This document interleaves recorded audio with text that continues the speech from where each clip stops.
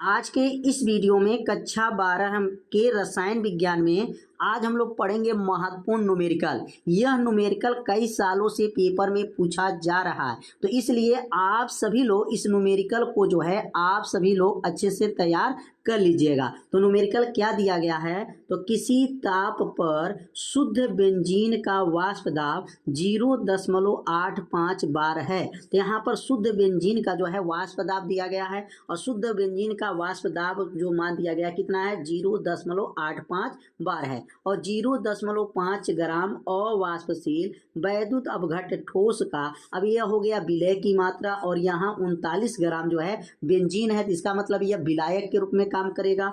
Molar द्रव्यमान कितना दिया गया है 78 ग्राम प्रति मोल में घोला गया है। प्राप्त विलयन का जो है वाष्प दाब कितना दिया गया है 0.845 बार है। ठोस के मोलर द्रव्यमान की गणना कीजिए। तो यहाँ पर सबसे पहले जो है मान को नोट करेंगे कि प्रश्न में किसका किसका मान जो है प्रश्न में दिया हुआ है।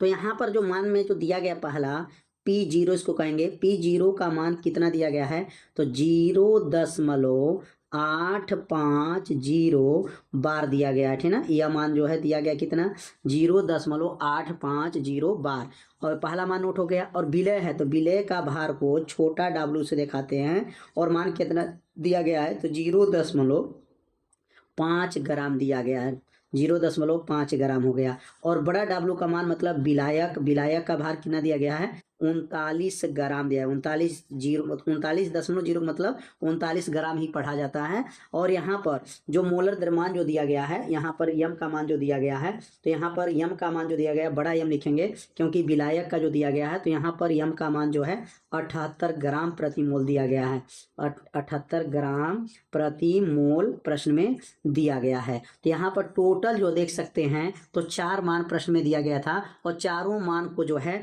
नोट कर लिया गया। यहाँ तक 4 मान हो गया और एक मान और दिया गया है, यहाँ देख सकते हैं 0.845 बार है। तो इसको किससे दिखाएंगे, ये बिलियन है तो बिलियन का वाष्प दाब को PS से दिखाते हैं और PS बराबर कितना दिया गया है तो 0.845 बार है। इतना मान जो है प्रश्न में दिया गया था। अब मोलर द्रव्यमान की गणना करना है तो मोलर द्रव्यमान की गणना करेंगे, इसको यम स्मॉल यम से प्रदर्शित करेंगे क्योंकि ठोस का निकालना है। ठोस इसमें कौन है तो विलय है, तो विलय का मतलब यम का मान जो है प्रश्न में पूछा जा रहा है। अब यहाँ राउल्ट का नियम लागू करेंगे, लिखेंगे यहाँ पर राउल्ट का जो नियम है, राउल्ट का जो नियम है, राउल्ट का नियम यहाँ लागू किया जाएगा।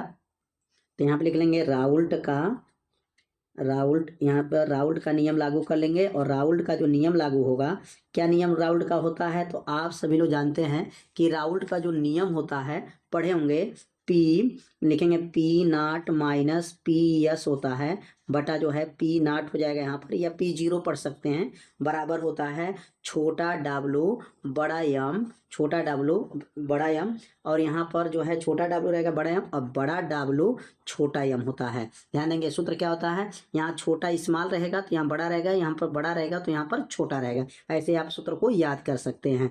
P0 का मान प्रश्न में कितना दिया गया है तो P0 का मान प्रश्न में 0.850 दिया गया है और PS का मान कितना दिया गया है 0.845 दिया गया है बटा हो जाएगा। और P जो 0 का मान दिया गया 0.850 दिया गया है, बराबर कर लेंगे छोटा W का मान कितना है तो छोटा W का मान 0.5 दिया गया है और बड़ा W का मान जो है 78 दिया गया है बड़ा M।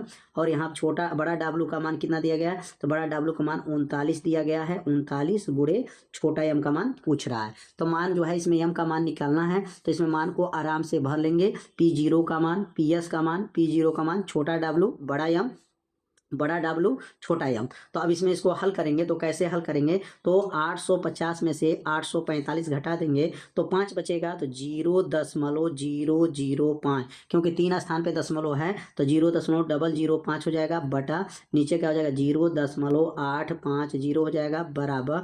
और 39 से 2 कट जाएगा, 39 से 78 काटेंगे 2 तो 39 दूना 78 हो गया, 5 दूनी 10 हो गया, 10 मतलब एक स्थान दशमलव लगेगा तो 1 हो जाएगा, 1 बटा M हो जाएगा, 1/m हो जाएगा, क्योंकि ये 2 से गुणा करेंगे, इसमें 5 में तो 5 दूनी 10, 10 हो जाएगा। तो 10 का मतलब एक स्थान दशमलव, तो 1.0, 1.0 को एक ही पढ़ते हैं। अब इसका दशमलव हटा देंगे, क्योंकि 3 स्थान इसका दशमलव है, 3 स्थान इसका दशमलव है, यहाँ पे दशमलव हट जाएगा। तो जब दशमलव इसका हटेगा तो क्या बनेगा, यहाँ पर जो बनेगा, ध्यान देंगे, यहाँ पर जो बचेगा क्या बनेगा, 5 बचेगा, 5 हो जाएगा, बटा हो जाएगा, 5 बटा, और नीचे क्या हो जाएगा, यहाँ पर 885 हो जाएगा, 850 हो जाएगा, बराबर क्या हो जाएगा, 1/m हो जाएगा। यहाँ पर हम बराबर चिन्ह लगा दिए थे, तो यहाँ बराबर चिन्ह नहीं लगेगा, क्योंकि बीच में बराबर है, तो आगे बराबर लगाने की जरूरत नहीं है। 5 से जो है 85 काट देंगे, तो 1/8, 5 से काटेंगे 17 × 5 = 85, आपको हो जाएगा, आपका क्या हो जाएगा, 170 हो जाएगा, बराबर 1/m हो जाएगा। अब इसमें गुणा कर लेंगे, यम का गुणा इसमें होगा, तो यम 1 में यम हो गया,